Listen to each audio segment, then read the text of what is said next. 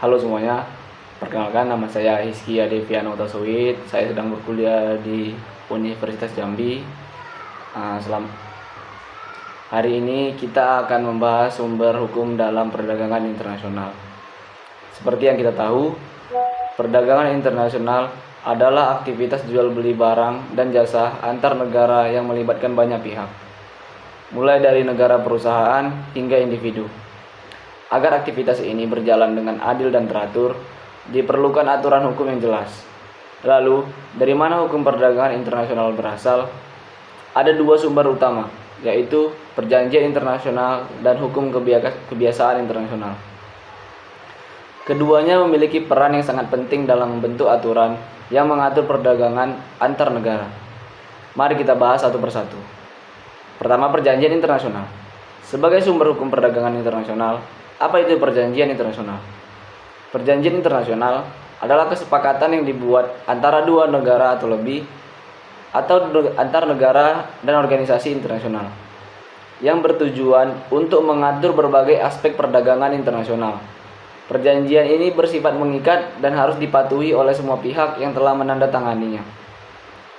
Jenis perjanjian internasional dalam perdagangan: satu, perjanjian bilateral atau dua negara. Perjanjian yang dibuat antara dua negara untuk mengatur perdagangan di antara mereka. Contoh, Indonesia-Jepang Economic Partnership atau IJEPA yang mempermudah ekspor impor barang antara dua negara. Contoh lain, perjanjian multilateral banyak negara. Perjanjian yang dibuat antara lebih dari dua negara untuk mengatur perdagangan secara luas. Contohnya perjanjian WTO atau World Trade Organization yang mengatur sistem perdagangan dunia dan menyelesaikan sengketa dagang. Kemudian ada perjanjian regional, perjanjian yang dibuat antara negara-negara dalam satu kawasan untuk meningkatkan perdagangan bebas.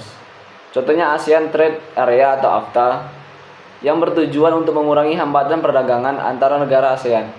Fungsi perjanjian internasional dalam perdagangan: satu, menetapkan aturan perdagangan yang jelas, mengatur tarif bea cukai, kuota ekspor impor, dan standar produk antar negara.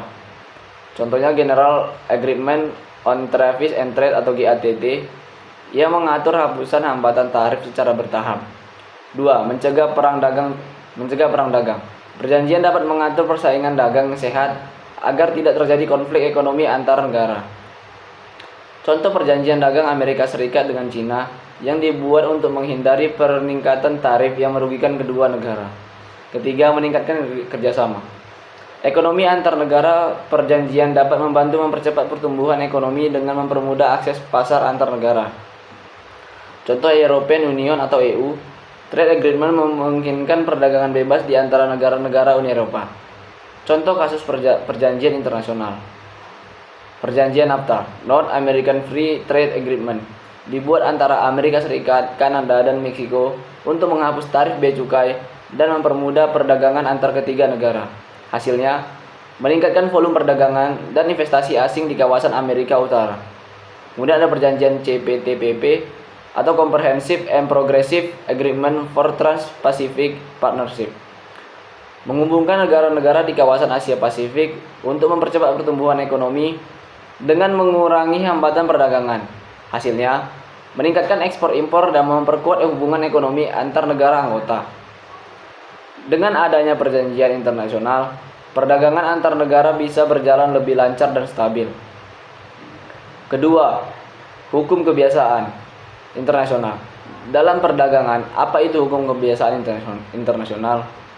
Hukum kebiasaan internasional adalah aturan yang terbentuk dari praktik yang dilakukan oleh negara-negara secara konsisten dalam jangka waktu yang lama, sehingga diakui sebagai hukum yang mengikat meskipun tidak tertulis dalam perjanjian resmi. Hukum kebiasaan ini berlaku meskipun negara tidak menandatangani perjanjian tertentu, selama praktik tersebut telah diterima oleh komunitas internasional. Ciri-ciri hukum kebiasaan internasional: 1. Dipelajari dari praktik negara-negara dalam jangka panjang. 2. Diakui oleh komunitas internasional sebagai aturan yang sah. 3. Bersifat mengikat meskipun tidak tertulis dalam bentuk perjanjian resmi.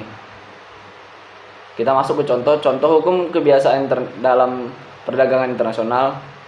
Prinsip Most Favored Nation atau MFN dalam WTO. Prinsip ini menyatakan bahwa negara anggota WTO harus memberikan perlakuan perdagangan yang sama kepada semua negara anggota lainnya. Misalnya, jika Indonesia menurunkan tarif impor untuk Jepang, maka tarif yang sama harus berlaku untuk semua anggota WTO lainnya. Kemudian ada prinsip free navigation atau kebebasan navigasi. Negara-negara sepakat bahwa kapal dagang dari negara lain boleh melintasi perairan internasional tanpa hambatan. Misalnya kapal dagang dari Cina dapat berlayar melewati Selat Malaka tanpa dikenakan biaya tambahan. Terus ada prinsip Pacta Sunt Servanda, prinsip yang menyatakan bahwa perjanjian yang telah dibuat harus dihormati dan dilaksanakan dengan itikat baik. Misalnya jika Indonesia telah menandatangani perjanjian perdagangan dengan Uni Eropa, maka Indonesia wajib mematuhinya. Contoh kasus hukum kebiasaan internasional. Kasus Amerika Serikat versus Uni Eropa tentang subsidi pesawat Boeing dan Airbus. Uni Eropa mengajukan keluhan ke WTO bahwa Amerika Serikat memberikan subsidi ilegal kepada Boeing. WTO menggunakan hukum kebiasaan internasional untuk menyelesaikan sengketa ini dengan memerintahkan Amerika Serikat untuk mencabut subsidi tersebut. Kemudian ada pelanggaran prinsip free navigation di Laut Cina Selatan. Beberapa negara menuduh Cina melanggar prinsip kebebasan navigasi dengan mengklaim wilayah perairan tertentu sebagai milik mereka. Negara lain menggunakan hukum kebiasaan internasional untuk mempertahankan kebebasan navigasi di wilayah tersebut. Hukum kebiasaan internasional membantu memastikan bahwa perdagangan global berjalan dengan adil dan stabil, bahkan jika tidak semua hal diatur dalam perjanjian tertulis. Kesimpulan dalam pembahasan ini, ada dua sumber utama hukum yang menjadi dasar aturan.